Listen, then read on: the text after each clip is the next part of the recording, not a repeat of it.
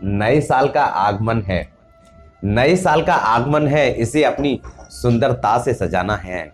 नए साल का आगमन है, इसे अपनी सुंदरता से सजाना है।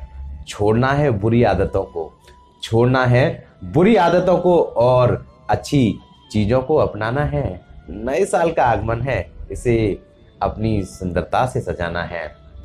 खोना नहीं है संयम किसी भी हालत में, खोना नहीं है संयम किसी भी हालत में। विवेक से काम लेना है और 2022 को अच्छा बनाना है। नए साल का आगमन है, इसे अपनी सुंदरता से सजाना है। नमस्कार दोस्तों, मैं हूं राजेश आर्य और आज एक प्रेरक कहानी के साथ फिर से हाजिर हूं आपके सामने। और प्रेरक कहानी है सुनंदा की। जी हां, सुनंदा की इस प्रेरक कहानी को लोग कम ही सुन पाए हैं और कम ही जानते हैं, लेकिन एक नाम मैं लूंगा तो उसे आप जरूर जानते हैं और नाम है रानी लक्ष्मीबाई। जी हां, रानी लक्ष्मीबाई की भतीजी थी सुनंदा। उनके पिताजी का नाम था पेशवा नारायण राव और वो भी रानी लक्ष्मीबाई की तरह अंग्रेजों से युद्ध कर रही थी, लड़ रही थी, उनके खिलाफ थी। चूंकि अंग्रेजों के खिलाफ थी, उन्होंने रानी लक्ष्मीबाई को नहीं छोड़ा, वीरांगना झलकारी बाई को नहीं छोड़ा, तो कहां सुनंदा की भी चलने वाली थी। लेकिन सुनंदा अपने आप में एक वीरांगना थी और उन्होंने दृढ़ निश्चय कर लिया था कि वो कैसे भी करके अंग्रेजों को यहां से निकालेंगे और अंग्रेजों की जो लाल फीताशाही है उसको बंद करेंगी। और इस एवज में वो अंग्रेजों के खिलाफ बोलती रही, लड़ती रही और पूरा अंग्रेज कुर्मा उनके पीछे पड़ गया। ऐसे में वो अकेला पड़ते देख वहां से निकली, अपनी जान बचाई और वो नेपाल पहुंच गई। वहां जाकर वो एक साध्वी बन गई, लेकिन उनका दृढ़ निश्चय वही था कि अंग्रेजों को धूल चटानी है, उन्हें खदेड़ना है। उस दृढ़ निश्चय को याद रखते हुए उन्होंने साध्वी बन के, साधुओं में रह के भारत आकर लोकमान्य तिलक के आशीर्वाद से लोगों के घर घर जाकर साध्वी के रूप में अंग्रेजों के खिलाफ जाने की प्रतिज्ञा दिलाना शुरू किया। लोगों को समझाना शुरू किया कि अंग्रेज सही नहीं है, ये देश का नुकसान कर रहे हैं, आप लोग को इनके सामने खड़ा होना चाहिए। अब अंग्रेजों को यह बात पता लग जाती है कि बहुत सारे साधु लोगों को हमारे खिलाफ भड़का रहे हैं, तो सीतापुर में जाके बहुत सारे साधुओं को वो गोली से उड़ा देते हैं। अब ऐसे में एक बार फिर से इन्हें अपनी जान की बाजी लगाकर बचना पड़ता है और वो चली जाती हैं कैलकाटा।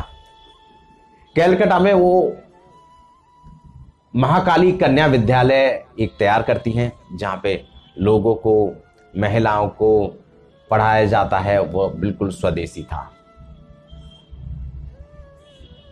1906 में 16 अगस्त को रक्षाबंधन वाले दिन वो तय करती हैं, लोगों को बताती हैं और एक आंदोलन बड़े तौर पर खड़ा करती हैं स्वदेशी के लिए कि अंग्रेजों की कोई चीज नहीं अपनाएंगे, हम स्वदेशी को ही मान्यता देंगे। और ये इतना बड़ा आंदोलन था कि अंग्रेजों के पैर उखड़ जाते हैं। आखिरकार इसी लय में, इसी देशभक्ति में बहते बहते 1907 में ये तपस्विनी अपनी जान दे देती हैं, भगवान को प्यारे हो जाती हैं। और ये घटना थी कोलकाता की।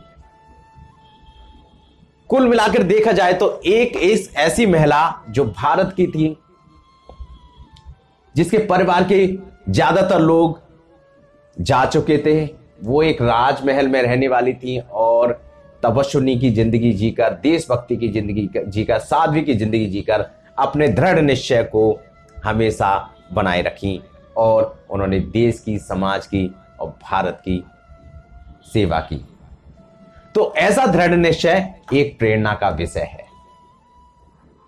मेरे दर्शकों से यही अनुरोध है कि इस प्रेरक कहानी से ये सीख लें कि अगर हम कोई दृढ़ निश्चय कर लेते हैं, मन बना लेते हैं, तो हमारा पूरा जीवन उसके लिए जा सकता है और उसी में हमें खुशी मिलती है। और जिस चीज में खुशी मिलती है वही जीवन का रास्ता तय करता है। हम आज उलझ गए हैं कमाने में, लड़ने में, झगड़ने में, लेकिन हम कहीं ना कहीं अपना जो माध्यम है, जिसके लिए हम लोग आए हैं, जिसके लिए प्रकृति ने, भगवान ने हमें भेजा है, उसे हम भूल गए। तो ऐसे लोगों से हमें सीख लेनी चाहिए कि हमें जीवन में क्या करना है, किस विषय के लिए हम तैयार किए गए हैं और कहां जाकर हमें रुकना है। अगर हम सब लोग अपने जीवन का लक्ष्य बना लें कुछ चीजें ठीक करने का, तो वो चीजें जरूर ठीक होगी, जीवन खुशहाल होगा और खुशी उसी में मिलती है जो हमारे अनुरूप होता है। तो आज की सीख थी यही। अगर आप ऐसी ही अन्य कहानी सुनने चाहते थे, इसी चैनल पर बने रहे, मैं ऐसी ही कुछ खास कहानियां लेकर आपके लिए हाजिर होता रहूंगा। नया साल आ चुका है, मेरी तरफ से आप सबको और आप सबके परिवार को नए वर्ष की हार्दिक शुभकामनाएं। आप हमेशा खुश रहें, अच्छे रहें, जीवन की लय बनाएं और जीवन में एक लक्ष्य बना लें जिसके लिए आपको जाना है। और इसके लिए ये दिन, आज का दिन, नए साल का पहला दिन बहुत अच्छा है। आज एक रेजोल्यूशन लीजिए कि जीवन का आपके लक्ष्य क्या है, आपको क्या करना है, क्या बनना है, क्या जो बनना चाहते हैं वो सिर्फ अपने लिए हैं या देश दुनिया को भी उससे कुछ फायदा पहुंचेगा। इस पर विचार करके आप आगे बढ़ते रहिए, मैं भी आगे बढ़ रहा हूं, क्योंकि हम जा रहे हैं एक राह पर जिस राह का नाम है बड़े चलो। तो फिर मिलेंगे ऐसी ही किसी कहानी के साथ, तब तक के लिए नमस्कार, bye bye, take care, all the best and बड़े चलो।